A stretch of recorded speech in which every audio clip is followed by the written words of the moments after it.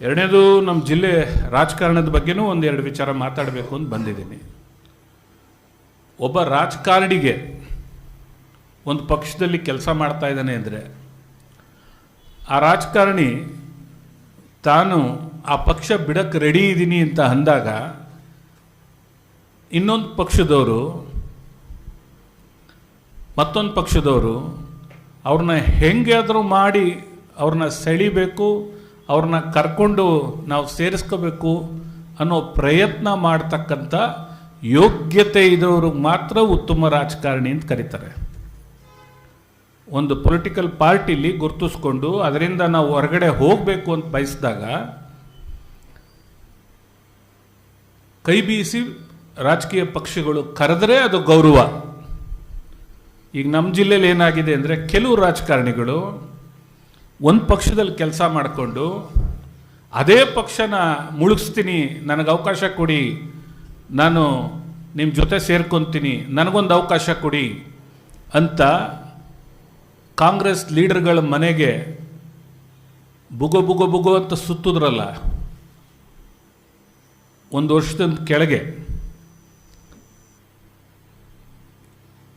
ವರ್ಷದ ಕೆಳಗೆ ಕೆಲವು ರಾಜಕಾರಣಿಗಳು ನಾನು ಕಾಂಗ್ರೆಸ್ ಪಾರ್ಟಿ ಸೇರ್ಕೊಂತೀನಿ ಅಂತ ಆ ಲೀಡರ್ಗಳ ಮನೆಗೆ ಸುತ್ತಿದ್ರು.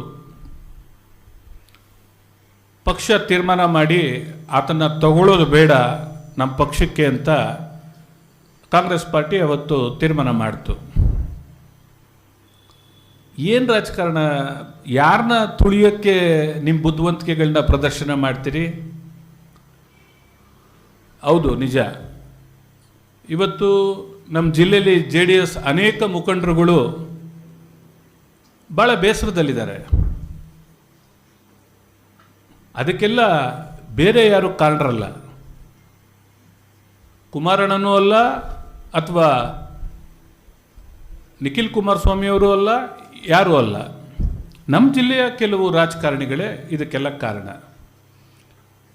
ಅವರಿಗೆ ಈ ಪಕ್ಷನ ಬೇರೆ ರಾಜಕೀಯ ಪಕ್ಷಗಳ ಜೊತೆಲಿ ಮಾರ್ಟಿಗೇಜ್ ಮಾಡಬೇಕು ಅಂತ ಪಾಪ ಆಸೆ ಇಟ್ಕೊಂಡಿರುವಂಥ ನಾಯಕರುಗಳು ನಮ್ಮ ಜಿಲ್ಲೆಯಲ್ಲಿದ್ದಾರೆ.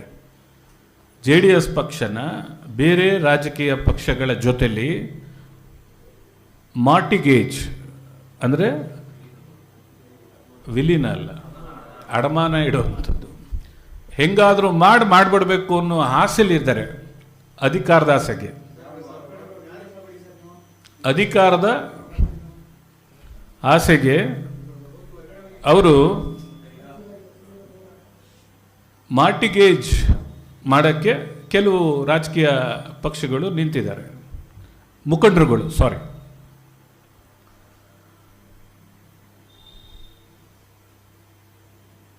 ಅವ್ರ ಕ್ಷೇತ್ರದಲ್ಲಿ ಮಾತ್ರ BJP ಜೊತೆಲಿ ಹೊಂದಾಣಿಕೆ ಮಾಡ್ಕೊಳ್ಳೋಕ್ಕೆ ತಯಾರಿಲ್ಲ. ಅಲ್ಲೂ ಕೆಲವು ಚುನಾವಣೆಗಳಾಯ್ತು ಈಗ ರೀಸೆಂಟಾಗಿ. ಆ ಜಾಗಗಳಲ್ಲಿ ಅವರು ರಾಜಿ ಮಾಡ್ಕೊಳ್ಳೋಕ್ಕೆ BJPಯವ್ರ ಜೊತೆಲಿ ತಯಾರಿರಲಿಲ್ಲ. ಜಿಲ್ಲೆಯಲ್ಲಿ ಮಾತ್ರ ಆಗಬೇಕಲ್ಲಿಗೆ.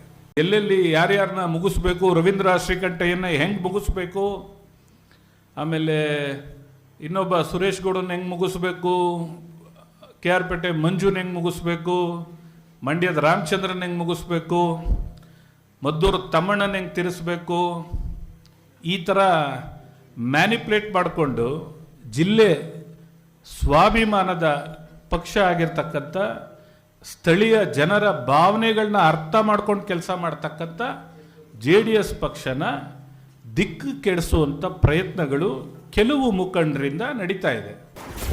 ಕರ್ನಾಟಕ ನ್ಯೂಸ್ ಡಿಜಿಟಲ್ ಚಾನಲ್ ಅನ್ನು ಈಗಲೇ ಸಬ್ಸ್ಕ್ರೈಬ್ ಮಾಡಿ. ಧನ್ಯವಾದಗಳು.